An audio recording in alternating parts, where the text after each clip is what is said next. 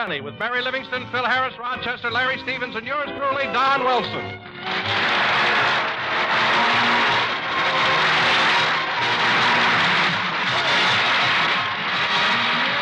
Well, let's go out to Jack Benny's house where we find Jack and Rochester cleaning out the swimming pool.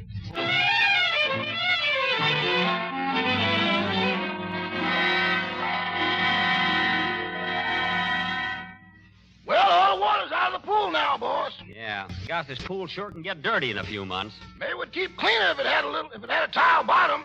Well, Or even a cement bottom. In fact, any kind of bottom would be better than this Mississippi mud.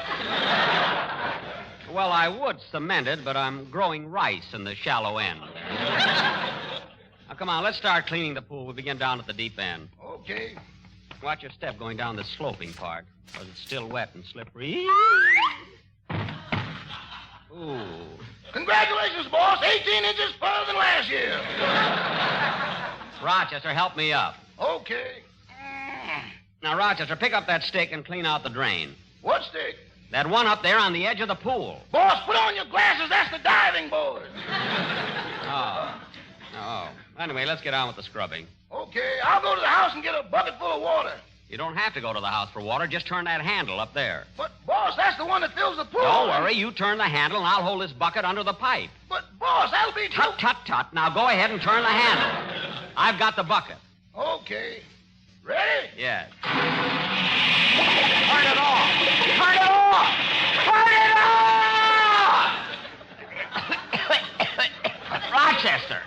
Rochester, I'm drowning. Everything's gone black. You ain't drowning, boss. You got the bucket over your head. Don't stand there saluting me. Take that bucket off my head. Okay. Come on now, let's try to get...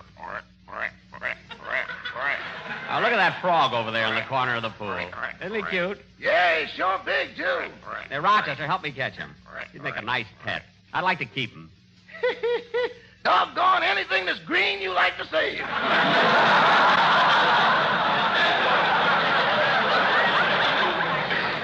Hurry, he's hopping away there. Now I've got him cornered. Rochester, where did he go? Where is he? Put the bucket on your head. You got him trapped. On my head. Get him off, quick. Hold still. I'll get him. Rochester, put down that broom. For heaven's sake, you could hurt me with that. Hello, Jack. What's all the excitement? Rochester, the next time you... Boss, Miss Livingston's here. Tip your frog. Huh? Oh, hello, Mary. Oh, darn it, he got away. And I wanted to keep him. Oh, Jack, you've already got a turtle, a lizard, a garter snake, 2 crickets, and a caterpillar. What do you want all those things for? Well, Mary, it's no fun coming home at night to an empty house. You know. That reminds me of the first time we met. Huh? When you leaned over and whispered in my ear, "Come up to my apartment, babe, and I'll show you my insects."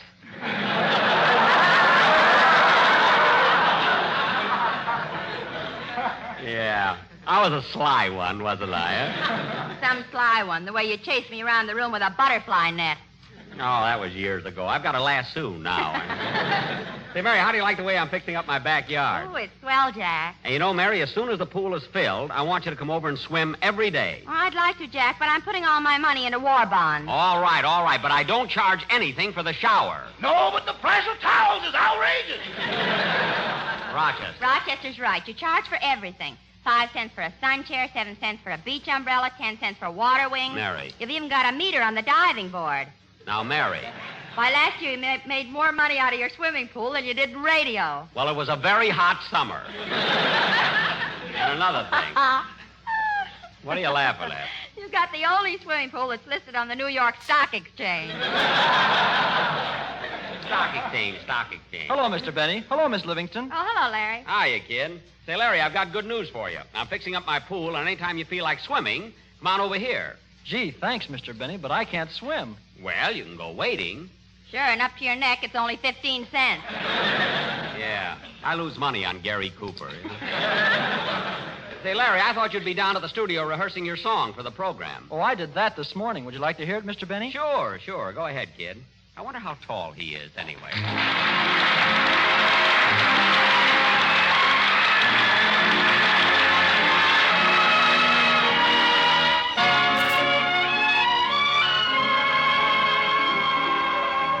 More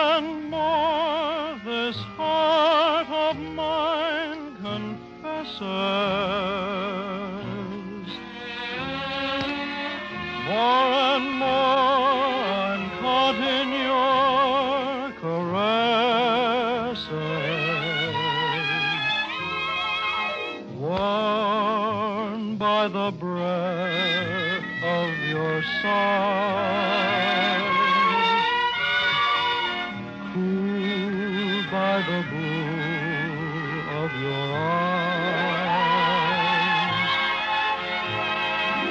More and more I find it more than thrilling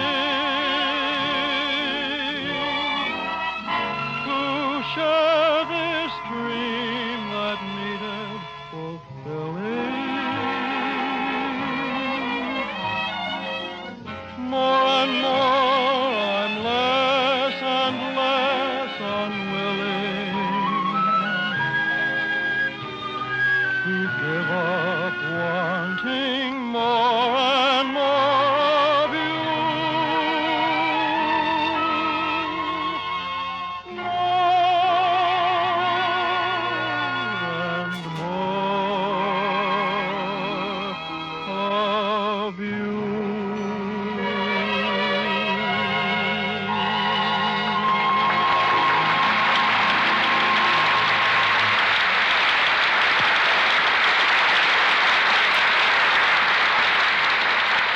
That was very good, Larry. Now, if you want to stick around, you can help me fix up... Hiya, Jackson. Hello, Livy. Hello, Phil. Hi, Phil. Hello, Mr. Harris. Hiya, kid. How's the red-headed Sinatra today?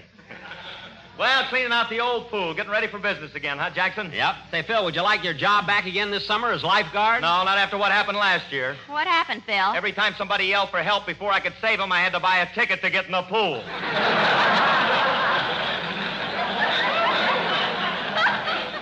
Well, I'm sorry, Phil, but I can't afford to pay you a lifeguard salary and let you swim for nothing.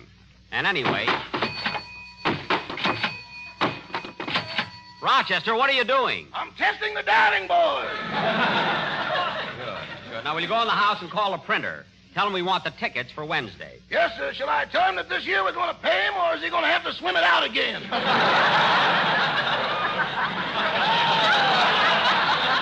Well, leave it up to him. Yes, sir. By the way, Phil, what did you come over here for? Well, Jackson, I dropped by to ask you to do me a big favor. A favor? Yeah, you know the nightclub I'm running. Oh, yes. How's it going? Fine, and Jackson, tonight is celebrity night.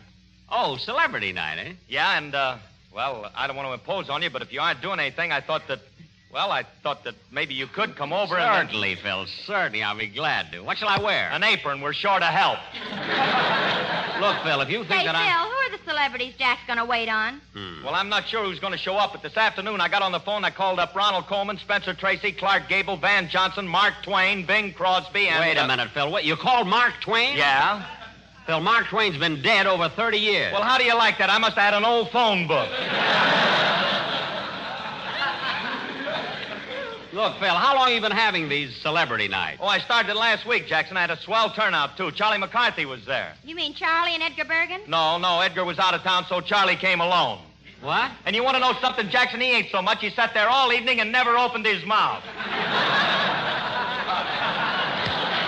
Well, for heaven's sake, Charlie McCarthy is a dummy. Look, Jackson, as long as they pay their check, I don't pry into their private affairs. Well, thanks, Phil, but I don't think I want to come over to your club tonight. Boss! What is it, Rochester? There's a gentleman here to see you, Mr. Kearns. Oh, Mr. Kearns, the newspaper man. I'll be right in.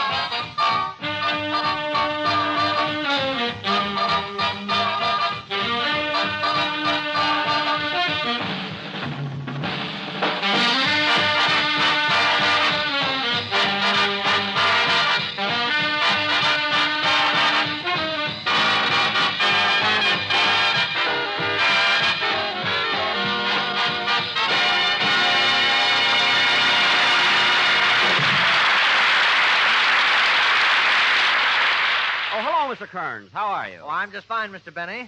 And I want to tell you that my editor was very pleased with that last story you gave me. Oh, you mean the one about how I found Phil Harris? Mm-hmm. It was as interesting as the stories on how you found Mary Livingston and your butler Rochester. Oh, yeah, I found Mr. Harris in Vermont. And now I want to do an article about Right Don between Wilson. Vermouth and Vermont. You know, it's a little place there. I said Around I want Waukegan there. Pardon me, what did you say? I said I want to do an article about Don Wilson. Tell me, how did you come to select Don as your announcer? Don Wilson? Well, I'll tell you. The very first time I heard Don speak, I was impressed with his voice and delivery. Oh, I see. And you thought he'd be good doing commercials, huh? Anyway, I knew from the start that Don had a very good voice for radio. And you've been proven right, Mr. Benny. You know, I've heard lots of people comment about his voice, his pronunciation, and his pear-shaped tones. Yes, Don is the only announcer in radio with pear-shaped tones and a body to match. It works out swell. Well, tell me, Mr. Benny, how did you discover Don Wilson? Well, I found Don shortly after I started in radio. In fact, I was on for my second sponsor, the International Corset Company. Did you hear my program then? No, but my mother told me about them. Oh. Well, the way it happened was this. One day I got a call from my sponsor, asked me to come down to his office. He said he wanted to talk to me. So I got into a taxi, picked up Mary and Phil. You see, they were with me at the time. And the three of us drove over to my sponsor's office.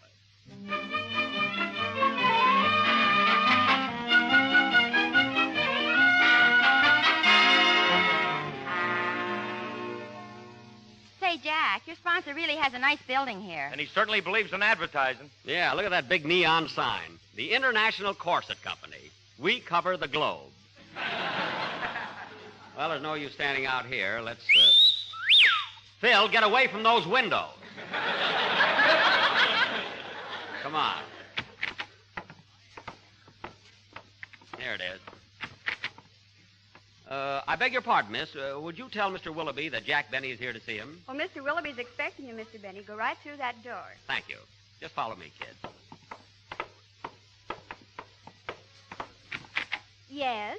Mr. Willoughby, please. Oh, you're Mr. Benny. Mr. Willoughby's expecting you. Go right through that door. Thank you. Thank you. Come on, kids. Yeah? I'm here to see Mr. Willoughby. Oh, you're Jack Benny. Yes. Mr. Willoughby's expecting you. Go right through that door. Thank you. Come on, kid. Yes? Miss, I'm Jack Benny. Mr. Willoughby's expecting me. Who's Mr. Willoughby?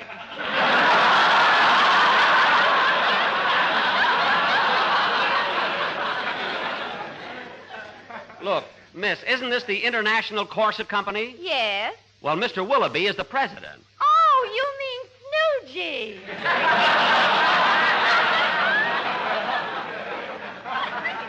Snoogey? Yes. Go right through that door. Oh, well, all right. Come on, kid. Mr. Willoughby? Yes. Surprise?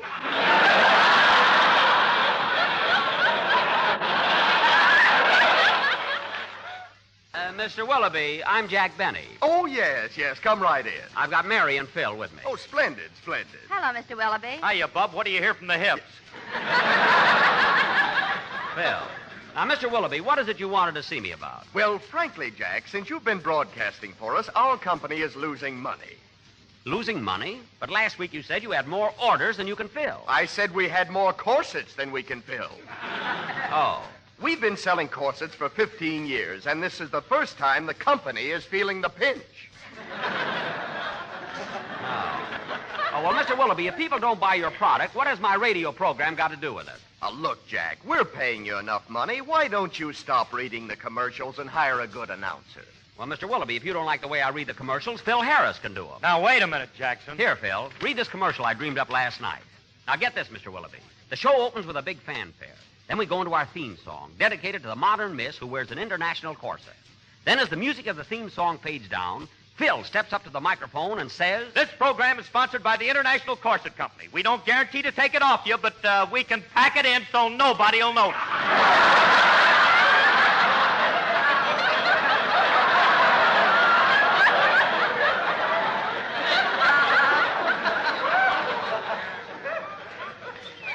And you'll just love the new slogan, gather unto you what is yours.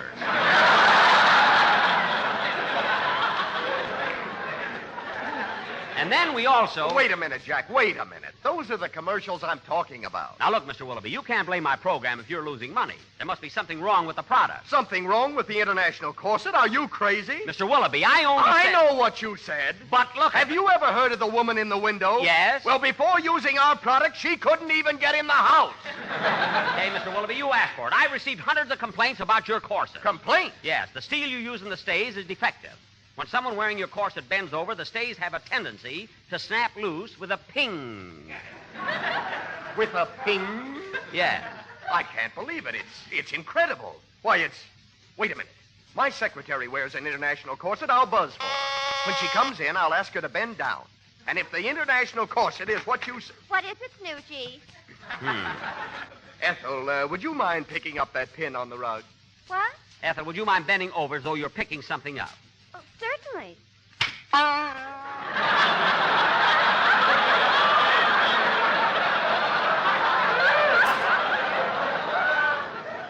There. Did you hear that, Mr. Willoughby? Ping! No, it can't be. I don't believe it. Would you mind bending over again, Ethel? Certainly. There. That's the first time I ever heard Ethel ping. Mary. All right, you win, Jack. You win. But I'll give you a proposition. I'll put better steel in my corsets if you'll get a good announcer to do the commercial. Okay, Mr. Willoughby, it's a deal. Come on, Mary. Come on, Phil. Let's go. Well, what are you going to do, Jack? Yeah, where are you going to find an announcer? I don't know where I'm going to find one, but I know what I want. I want someone with a voice that's different, a voice that has dignity, charm, and I won't stop looking until I find one. I'll find an announcer if it takes me 10 years. And that's how you found Don Wilson? It wasn't that easy, Mr. Kearns. I tried voices, deep ones, high ones, soft ones, loud ones. All right, you're next. Read this. The International Corset Company presents Jack Benny. Now, the show opens, and you say... The International Corset Company presents Jack... Never mind.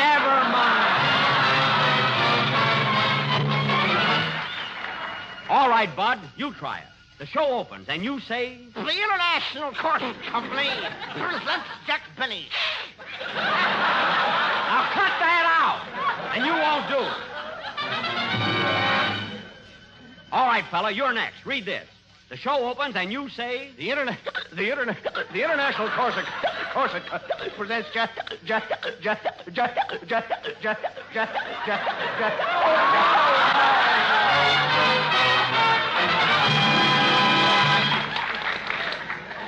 Gee whiz, Jack, you've auditioned over 500 people. Yeah, where are you taking us now? I said I was going to find an announcer, and I will. We're going right in here. Hey, Livy, look what it says on the door. The Acme Elocution School. Oh, yeah. We can train your vocals so you won't sound like a yokel. Come on, let's go in. A with a U is... A-U, A-U. D with a U is... D-U, D-U. U-D-U, D-U-A-U-A. G with a U is... G-U, G-U. E with a U is... A-U, E-U, D-U, D-U.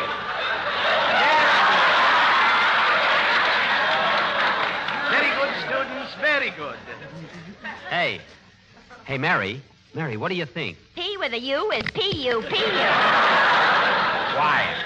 Please, what's all this disturbance over here? Oh, I'm sorry if we're intruding, but I'm Jack Benny. I'm looking for a radio announcer. Well, you've come to the right place. Now, let's see. In this class, I have little Harry Von Zell, Billy Goodwin, Jimmy Wellington, and that fat boy over there is Donald Wilson. Donald Wilson. Say, I like that name, and he looks like he might be just right for my program. Certainly, Mr. Benny. I'll call him over. Oh, Donald, this is Jack Benny. How do you do? How with an H and an O and a U and an O and a D is a how-do-do. What? Eat. Five. Give me a piece of pie. Eat. Five. Bill, cut that out. Eat. Vermont.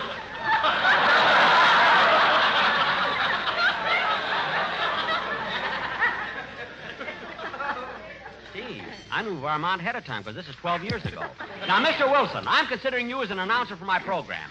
And if you take the job, I hope everything turns out fine. I'm sure with an S and a U and an I with an S-U-U-S-U-U-I-L. Huh?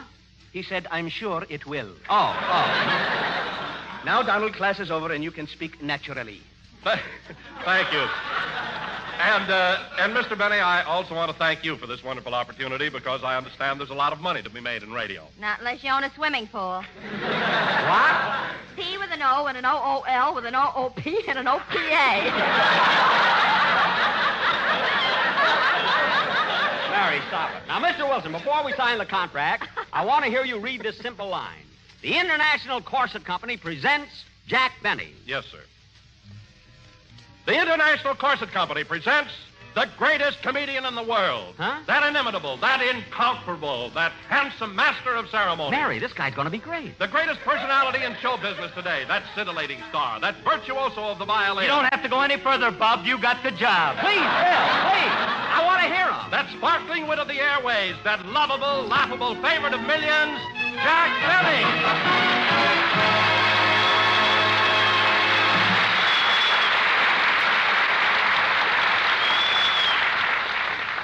And that, Mr. Kearns, is how I found Don Wilson.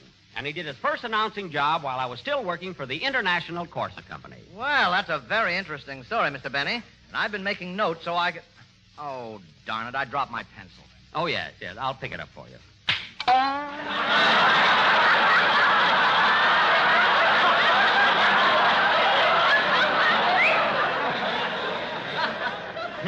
Why, Mr. Benny, do you wear a... Never mind. The interview is over. Goodbye.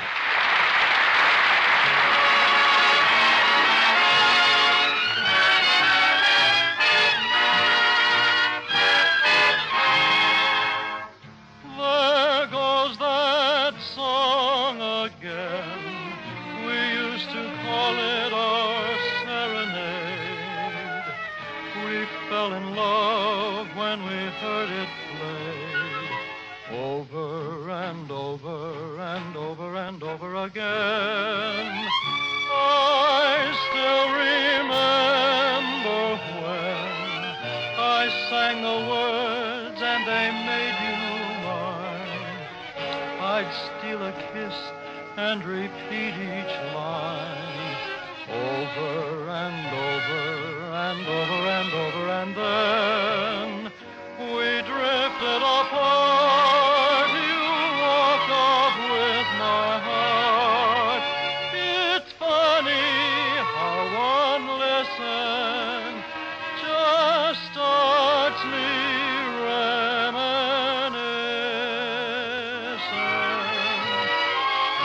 I'd soon forget that yen.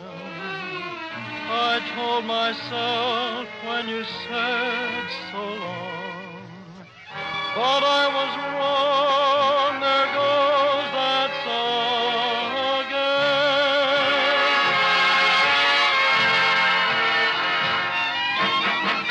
There goes that song we called our serenade. We fell in love when we heard it played.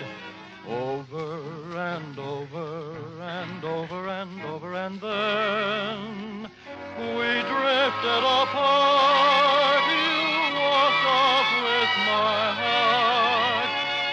It's funny how one lesson just starts me reminiscing. I'd soon forget that yen. I told myself when you said so long, but I was wrong. There goes that song again.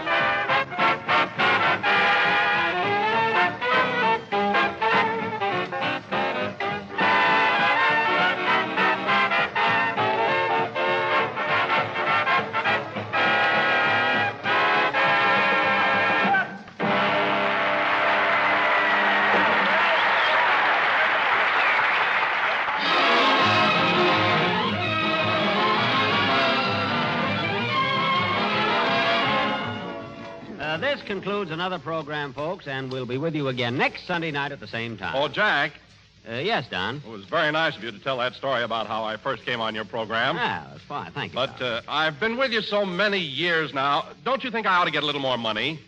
What? Money. M with an O, with an N with an O, with an N-O, N-O, N-O, no. Thanks, Mary. Good night, folks.